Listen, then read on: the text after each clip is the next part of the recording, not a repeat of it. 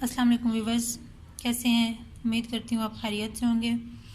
तो आज जो मैं रेसिपी आपके साथ शेयर करने जा रही हूँ वो है मूंग दाल की टिक्की। तो इनके लिए जिन चीज़ों की ज़रूरत है वो मैं आपको बता देती हूँ। इनमें सबसे पहले हमें जो चाहिए वो आलू हैं, जो इनको मैंने बॉयल करके मैश कर लिया है। ये हमने हरा धनिया जो कि मैंने खुश्क करके रखा हुआ तो वो है, अगर आपके पास फ्रेश है तो आप वो भी डाल सकती हैं। ये मेरे पास 1 कप मूँग की दाल है जिसको मैंने मैश कर लिया है। ये 1 अंडा है हमारे पास जो हम फ्राइंग के लिए इस्तेमाल करेंगे। ये 1 प्याज है जो हम इसमें शामिल करेंगे। ये मिसाले हैं, इसमें मैंने 1 टीस्पून जो है वो नमक लिया है, 1.5 टीस्पून जो है वो मैंने सूख मिर्ची ली हैं।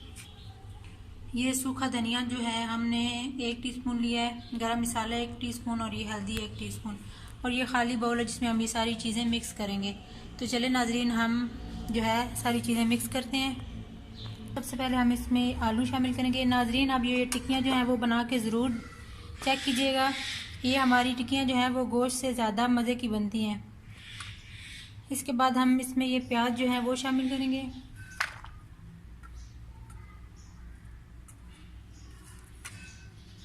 इसके बाद हम ये सारे मसाले जो हैं इसमें ये शामिल करेंगे।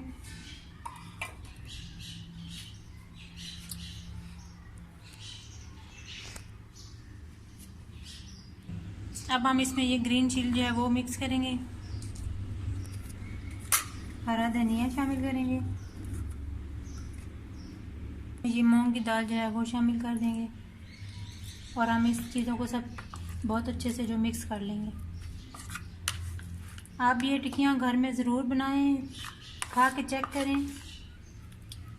तो ये हमने सारी चीज़ों को मिक्स कर लिया अच्छे से। अब हम इसके कबाब बनाएंगे। ये देखिए नाज़रीन, हमने एक कबाब बना लिया है। इसी तरह से हम सारे कबाब जो है वो तैयार कर लेंगे। तो नाज़रीन, हमने ये सारे कबाब जो हैं वो तैयार कर लिए हैं। अब हम इनको फ्राई करेंगे।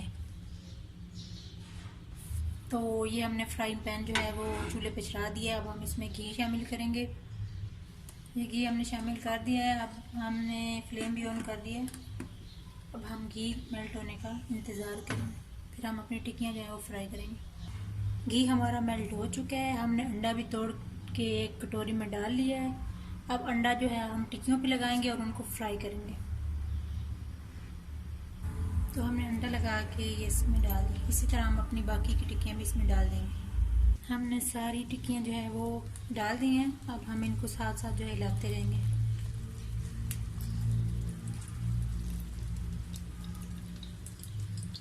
तो नाज़रीन, हमने इनकी साइड जो है वो चेंज कर लिया। अब हम इन्हें दूसरी साइड से पकाएंगे। ये कुछ कबाब हमारे रेडी हो चुके हैं, इन्हें हम प्लेट में निकालेंगे और बाकियों को हम थोड़ी देर और फ्राई करेंगे। तो नाज़रीन, ये देखिए हमारे कबाब जो हैं वो बहुत अच्छे से तैयार हो चुके हैं और ये मैंने साथ में चटनी बनाई है। अब अगली रेसिपी तक के लिए मुझे दीजिए इजाज़त। अल्लाह हाफ़िज़।